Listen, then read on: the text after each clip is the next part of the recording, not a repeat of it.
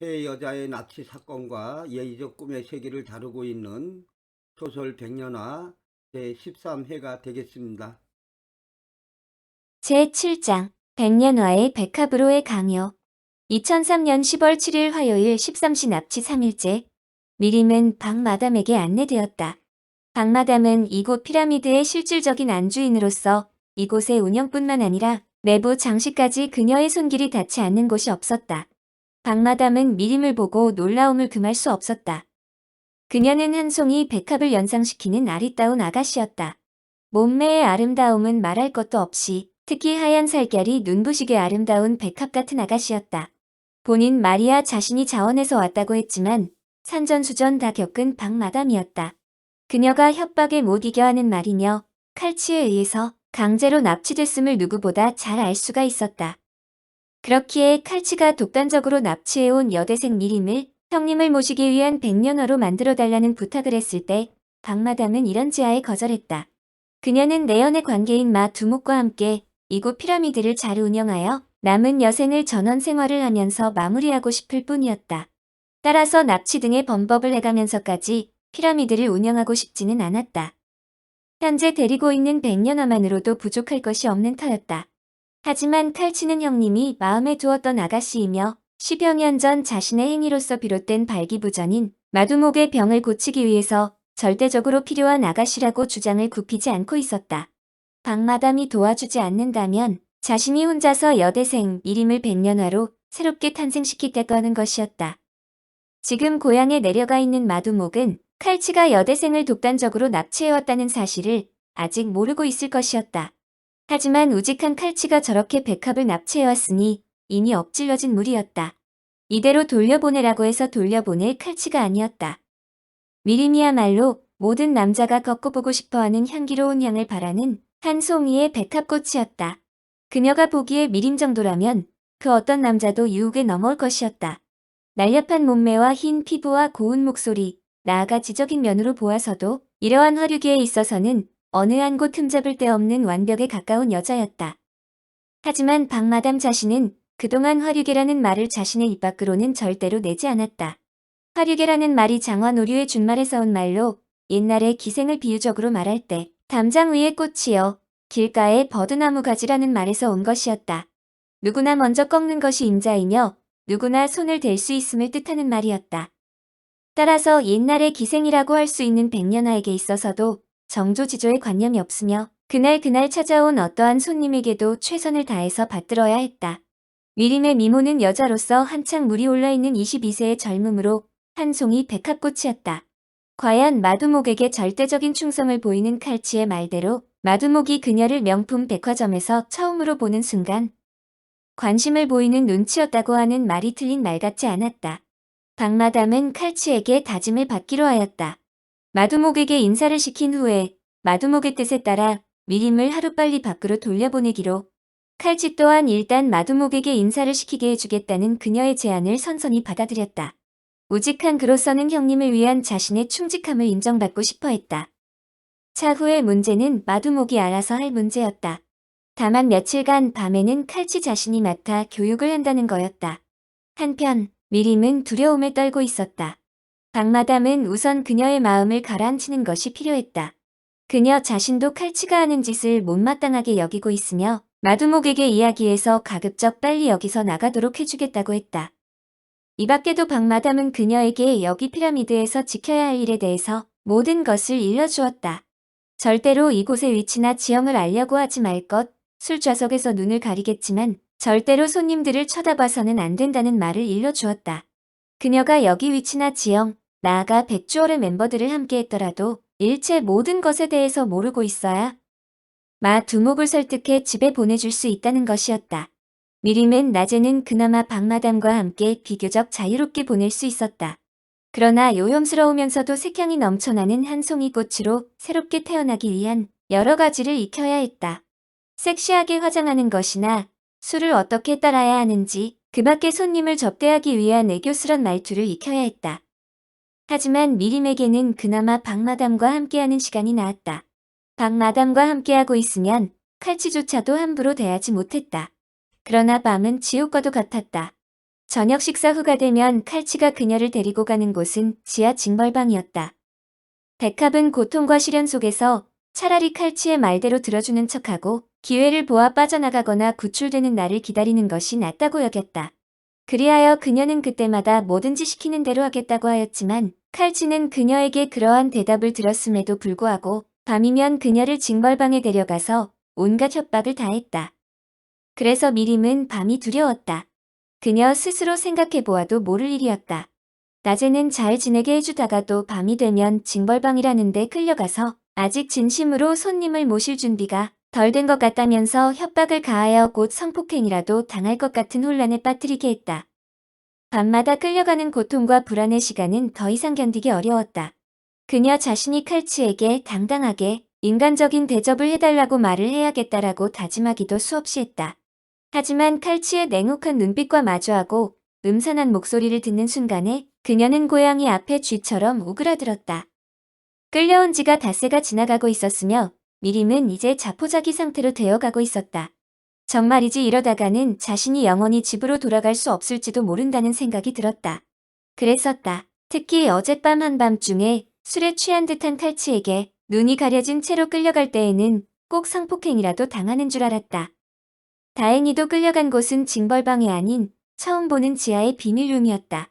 헛기침 소리가 들렸다. 누군가 다른 사람이 기다리고 있었으며 테이블에 술과 여러 안주가 차려져 있었다. 칼치는 그녀에게 시키는 대로 하지 않으면 알몸으로 있게 될 것이라는 위협과 함께 허벅지가 그대로 드러나고 가슴이 깊게 파인 짧은 진주홍의 원피스로 갈아입을 것을 강요했다.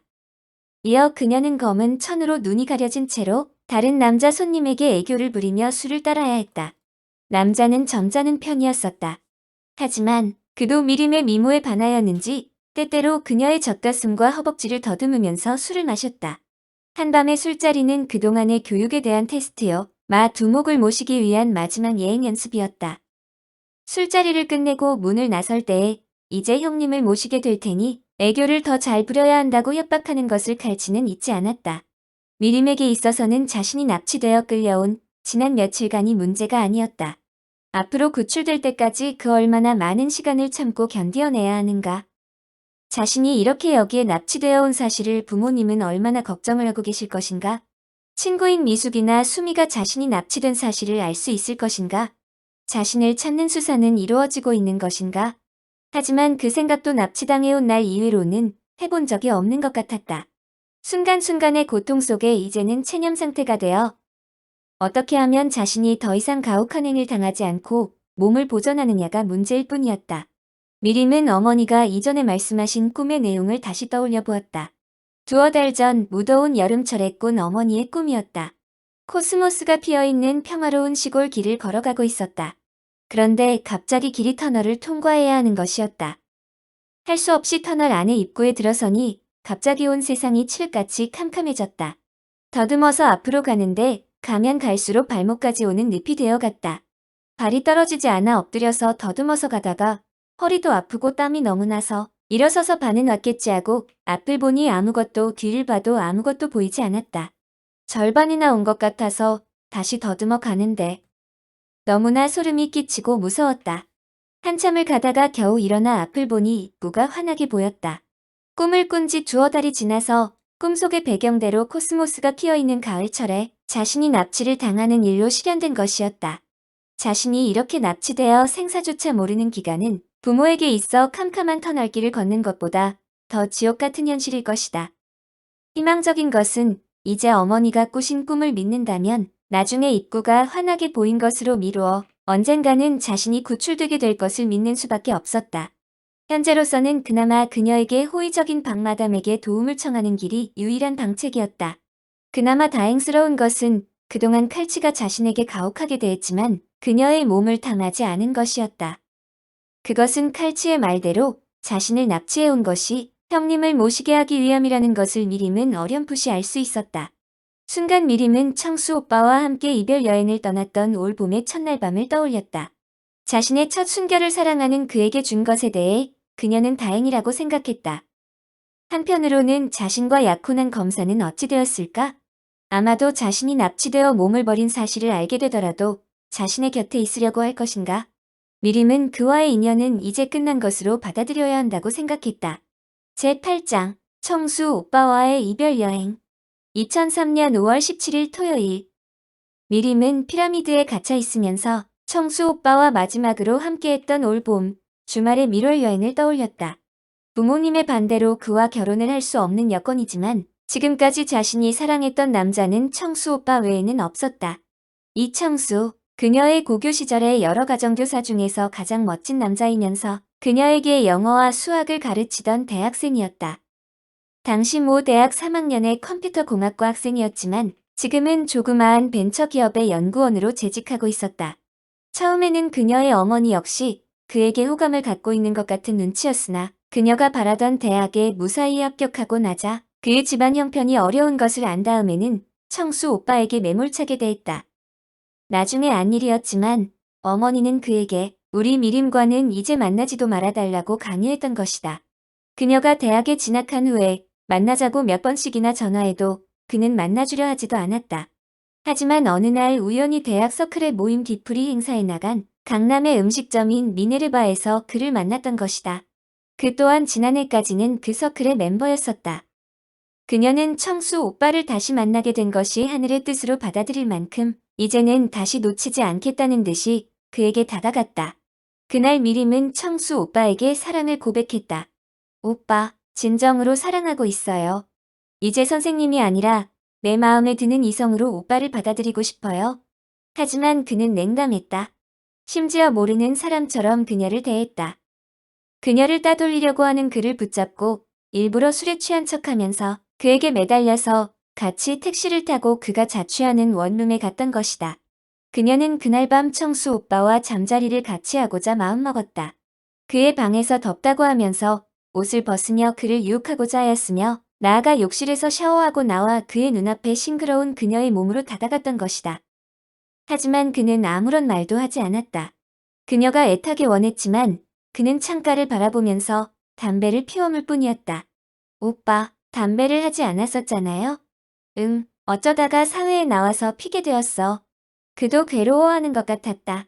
그날 밤에 그러한 일에 대하여 미림도 나중에 안 일이었지만 자신의 어머니로부터 헤어져 달라는 강요와 함께 그 자신의 앞날에 대한 불확실한 미래로 인하여 미림을 사랑하면서도 책임질 수 없다는 사실에 괴로워하고 있었음을 그날 밤 그는 칭얼거리는 그녀의 몸을 꼭 안아주었을 뿐 그 이상의 어떠한 행동도 하지 않았다. 그는 다음날 아침에 그녀를 데리고 동네의 선지의 장국 집으로 데려갔다. 여느 때와는 달리 우수에 찬 눈빛이었다. 그녀를 진정으로 사랑하기에 헤어져야 한다는 뜻 모를 말만 남기고 가는 그의 눈가에 이슬방울이 맺혀 있음을 그녀는 보았다. 2년 전 그날 이후로 청수 오빠와는 연락이 닿지 않았다. 어쩌다가 전화를 받아도 바쁘다는 핑계로 곧 전화를 끊었다. 한편 그녀의 어머니는 그녀의 졸업을 앞두고 다방면으로 사윗감을 물색 중이었고 미림은 강제로 맞선도 여러 번 본 상태였다. 그 중에서 최종적으로 최창환이라는 사람을 사윗감으로 이미 점 찍어둔 상태였다. 그는 사법연수원을 나와 이제 막검사로 발령을 받을 예정이었다. 하지만 미림은 그가 그렇게 좋아 보이지는 않았다. 머리는 좋아 보였지만 자기만 아는 이기적인 성격에다가 왠지 안경 너머로 보이는 눈이 차갑게 느껴졌다. 그는 자신만만해 보이고 패기 넘쳐 보이는 점은 마음에 들었으나 다소 교활한 면이 엿보이고 있었다. 결혼이 목적이 아닌 출세수단의 방편으로 여기는 어쩐지 자신만 사랑해준다기보다는 권력과 부의 집념이 강한 사람 같아 보였다. 그러나 아버지는 검사 사위가 자신의 회사를 영위해 나가는데 있어서 절대적인 방패막이가 되어줄 것으로 확신하고 있었다. 그 또한 그녀 아버지의 재산이 그로하여금 인생의 목표를 달성하는데 수단이 될 수 있다고 확신하는 눈치였다. 얼마 전에도 싱글벙글하면서 고급 외제 승용차를 몰고서 집에 찾아왔었다. 새 차의 시승 기념으로 그녀에게 드라이브를 시켜준다고 하는 것이었다. 부모님의 눈치를 보느라고 반강제적으로 태워줘서 따라 나섰지만 그날 신경을 써주셔서 감사합니다.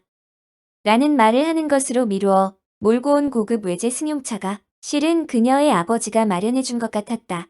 이제 그녀가 대학을 졸업하면 결혼하기로 암암리에 약속되어 있었다.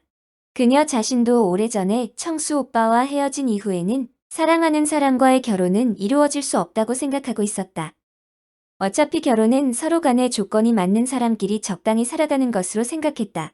다만 그녀는 이대로 청수 오빠하고의 인연을 끝낼 수는 없다고 생각했다.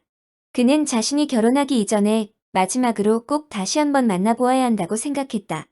청수 오빠와 어딘가에 밀월 여행이라도 다녀오고 싶었다. 그리하여 그녀가 언젠가 있을 그날을 대비하여 운전면허를 따두기도 잘한 것 같았다. 그리고는 어머니를 졸라서 새 차도 한 대 샀다. 차를 새로 사고 나서 어느 정도 운전에 자신이 붙었을 때인 5월의 따사로운 봄날이었다. 그녀는 그동안 마음을 먹었던 대로 청수 오빠에게 연락했다. 그는 뜻밖의 전화에 놀라는 눈치였다. 그러나 바쁘다는 핑계로 냉정하게 만남을 거절하면서 전화를 끊었다. 하지만 수차례 그녀가 전화를 걸어 그녀가 이제 곧 결혼하게 될지 몰라요. 마지막으로 돌아오는 주말에 오빠의 얼굴을 한 번만이라도 보고 싶다는 거듭되는 미림의 요청을 마지못해 받아들이는 것이었다. 그녀는 청수 오빠와의 주말 약속을 한 후에 들떠 있었다. 그날을 위해 그녀는 많은 준비를 했다. 부모님께는 친구들과의 마지막 졸업 여행차 강원도로 여행을 가기로 했다고 미리 말씀드려 두었다. 여행할 곳을 인터넷을 통해 여기저기 알아본 결과 학창시절에 대학에서 MT를 갈 때 갔었던 강원도의 청평 부근의 교회와 남이섬으로 가기로 마음을 먹었다. 내려가는 도중에 들러서 가면 좋을 곳도 알아두었다. 강원도 하면 서울에서 그리 멀지도 않고 사람들의 인심도 순박한 편이었으며 산천도 수려하고 공기도 맑은 것이 모든 점에서 그녀의 마음을 끌었다. 미림은 청수 오빠와의 그날을 위해서 예쁜 속옷에 연두색 실크 블라우스에 짧은 스커트와 등산용 바지도 새롭게 사두었다. 스타킹도 여벌로 넉넉히 준비해둔 것은 물론 따로 준비한 가방 안에는 신혼여행을 떠나는 것처럼 다양하면서도 완벽하게 모든 것을 갖추어 놓았다. 하늘거리는 꽃무늬 원피스도 새롭게 구입해둔 상태였다. 벨트를 묶으면 상반신의 풍요로움이 돋보이면서 날씬한 허리가 강조되는 원피스는 그녀의 아름다운 몸매를 더 한층 드러내고 있었다. 무엇보다도 좋은 점으로는 벨트 위아래로는 단추로 채울 수 있게 되어 있어서 위아래에 단추 두세 개를 풀러놓으면 옆에서 볼 때 그녀의 매혹적인 젖가슴이나 미끈한 허벅지가 드러나게 되어 있는 섹시한 옷이었다. 그녀가 잠자리에 들려고 하는 늦은 시간에 검사에게서 전화가 왔다. 그는 그녀가 마치 자기 사람이라도 된 것처럼 당당하게 말했다. 주말 저녁 때 음악회에 같이 가지? 표를 2장 예매해 놓았어. 그녀가 음악에 관심이 많은 것을 알고 그녀의 환심을 사고자 하는 그의 말이었지만 그녀는 어쩌지요? 친구들과 여행 가기로 선약이 되어 있어요라는 말로 거절을 하였다. 벌써 그는 장례를 약속한 약혼자인 듯이 행세했다. 그는 못내 아쉬운 듯 다음 주말에 보자고 하면서 전화를 끊었다. 그녀는 다가올 내일의 설렘을 뒤로하고 잠자리에 들었다. 싱그러운 햇살이 비치는 화창한 봄날이었다. 그녀는 청수 오빠와 만나기로 한 지하철역 부근으로 차를 몰았다. 청수 오빠는 놀랄 것이리라. 청수 오빠는 자신이 타는 봉급의 전부를 어머니의 병원비와 동생들의 학비를 위해 집으로 송금하는 눈치였다. 따라서 아직 차가 없이 지하철로 출퇴근하는 것이었다. 멀리서 청수 오빠가 보였다. 미림은 그가 기다리는 앞에 차도에 차를 대었다. 그녀가 경적을 울리며 창문을 내렸다. 오빠, 그가 놀라는 눈치로 눈을 크게 떴다. 빨리 타세요. 뒤에 차들이 와요. 그가 얼떨결에 옆자리에 올라탔다. 차 안에 밀폐된 공간에 싱그러운 그녀의 채취와 함께 새 차의 신선한 내음이 코를 감돌았다. 여기까지 13회 연재를 마칩니다. 다음 시간에 이어서 14회를 살펴보겠습니다. 세 여자의 납치 사건을 예지적 꿈의 세계로 풀어나가고 있는 소설 백년화의 많은 성원을 부탁드립니다. 아울러 많은 구독 신청 및 성원을 부탁드립니다.